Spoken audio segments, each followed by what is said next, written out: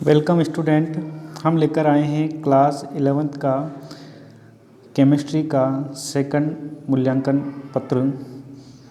पहला क्वेश्चन है इसके अंदर, ज्योति तीव्रता का मात्रक क्या है। तो ज्योति तीव्रता का जो मात्रक है वो होता है कैंडेला। इसका आंसर हो जाएगा स। अगला क्वेश्चन है घनत्व का मात्रक। तो स्टूडेंट्स, घनत्व का जो सूत्र होता है ऊपर लिखा जाता है द्रव्यमान बटे यहाँ पर लिखा जाता है आयतन। क्या लिखा जाता है? आयतन। तो इसका जो सूत्र बनेगा, द्रव्यमान को तो लिखेंगे हम किलोग्राम से। किससे लिखेंगे? किलोग्राम से। और आयतन को लिखेंगे अपन मीटर क्यूब। तो इसका राइट आंसर जो होगा वो होगा स, किलोग्राम मीटर माइनस 3। अगला क्वेश्चन है, एक जग में 2 लीटर दूध है, दूध का आयतन मीटर क्यूब में क्या होगा। इसका आंसर हो जाएगा 2 × 10⁻³ मीटर क्यूब। किसी पदार्थ ए को 2 ग्राम को 18 ग्राम जल में मिलाकर 1 विलयन प्राप्त किया जाता है। विलयन ए का द्रव्यमान प्रतिशत क्या है। तो द्रव्यमान प्रतिशत पूछा है उसने, तो हम क्या करेंगे, जब द्रव्यमान प्रतिशत पूछा है तो विलेय कौन है? 2 ग्राम। तो 2 बटा विलेय और विलायक को मिलाकर कितना बन रहा है ये? 20। और इसमें किसका गुणा कर देंगे? 100 का। तो जब इसको हम सोल्व करेंगे तो ये तो 5 5 दूना 10, इसका आंसर आएगा 10%। इसका आंसर हो जाएगा आपका स। अगला क्वेश्चन है, 3 संख्या 161, 0.161, 0.161 में सार्थक अंकों की संख्या। तो इसका आंसर हो जाएगा आपका ब। अगला क्वेश्चन है, 1 4 से आश्चर्य है। 1 4 का मतलब कार्बन की जो संयोजकता है वो कितनी होती है? 4। तो इसका राइट आंसर जो हो जाएगा, कार्बन परमाणु C12 का 1/12वां भाग।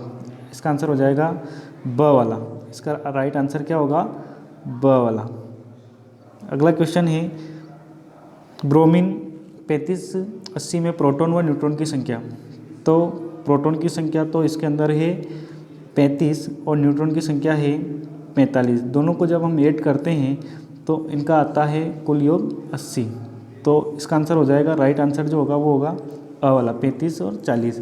अगला क्वेश्चन है क्वेश्चन नंबर 8, सोने की पतली पन्नी पर प्रतिदीप्तशील पदार्थ क्या होता है। तो स्वर्णपत्र प्रयोग रदरफोर्ड ने दिया था, जिसमें सोने की पतली पन्नी के पीछे जिंक सल्फाइड का पुता हुआ पर्दा रखा था। तो इसका आंसर हो जाएगा ब।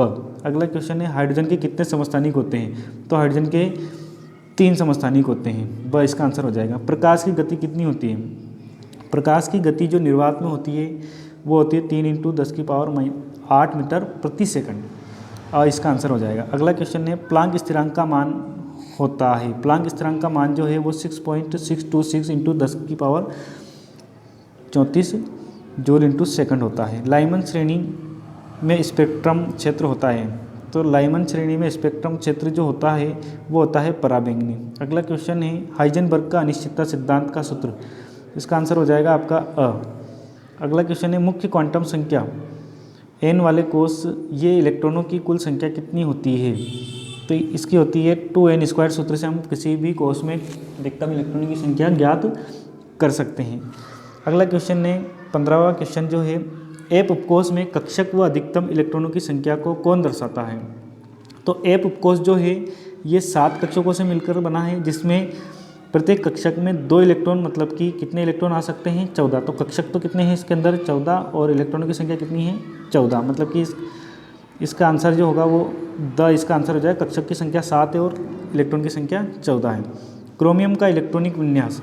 क्रोमियम का जो इलेक्ट्रॉनिक विन्यास है वो होता है आर्गन, फिर 3d और फिर 4s। 3d में यहाँ पर होते हैं 5 इलेक्ट्रॉन और यहाँ 4s में होता है 1 इलेक्ट्रॉन, क्योंकि ये अर्धपूरित विन्यास प्राप्त करने की स्थिति में होता है। ये वाला इसका इलेक्ट्रॉनिक विन्यास जो है ये बिल्कुल राइट है, लेकिन ये हमारे इस ऑप्शन में दिया हुआ नहीं है। तो आप इसके हिसाब से कर लीजिए, लेकिन इसमें आप ब वाला कर लेना। लेकिन यहाँ पर 3d4 के स्थान पर क्या आएगा? 3d5। ये इसका राइट इलेक्ट्रॉनिक विन्यास होगा। अगला क्वेश्चन है, एक परमाणु नाभिक में 14 प्रोटॉन और 13 न्यूट्रॉन है, तो इसकी द्रव्यमान संख्या ज्ञात करो। तो द्रव्यमान संख्या ज्ञात करने के लिए हम 14 + 13 करके कितना आ जाएगा इसका आंसर? 27। तो इसका आंसर हो जाएगा स वाला, ये जो स वाला है इसका आंसर होगा। आर्गन, पोटेशियम और कैल्शियम में यहाँ पर हम देखते हैं तो इनमें जो ऊपर जो लिखी संख्या है इनका जो भार है, इन सभी का भार कितना है 40। मतलब हम कह सकते हैं कि इनका भार कैसा है, समान है। मतलब कि ये आप उदाहरण किसका, समभारी, किसका आंसर हो जाएगा ब वाला। अगला क्वेश्चन है इलेक्ट्रॉन व न्यूट्रॉन पर आवेश। तो इलेक्ट्रॉन पर तो आवेश होता है -1 और न्यूट्रॉन पर होता है 0। तो आंसर इसका क्या होगा अ। अगला क्वेश्चन है CO2 का मोलर द्रव्यमान। तो CO2, C का होता है 12 और O2 का कितना होगा 32। जब दोनों को आप ऐड करोगे तो आंसर आपका आएगा 44, ब वाला इसका आंसर हो जाएगा। तो ये रहा 11th क्लास की केमिस्ट्री का सेकंड टेस्ट पेपर। उम्मीद है आपको समझ में आया होगा। यदि आप चैनल पर नए हो तो चैनल को सब्सक्राइब कर लीजिए। यहाँ पर आपको सभी सब्जेक्ट के टेस्ट पेपर का हल मिल जाएगा। साथ ही आपकी जो क्लासेज है उनको पढ़ने में आपकी जो भी क्वेरी है उनको यहाँ पर सोल्व करवाया जाएगा। Thank you.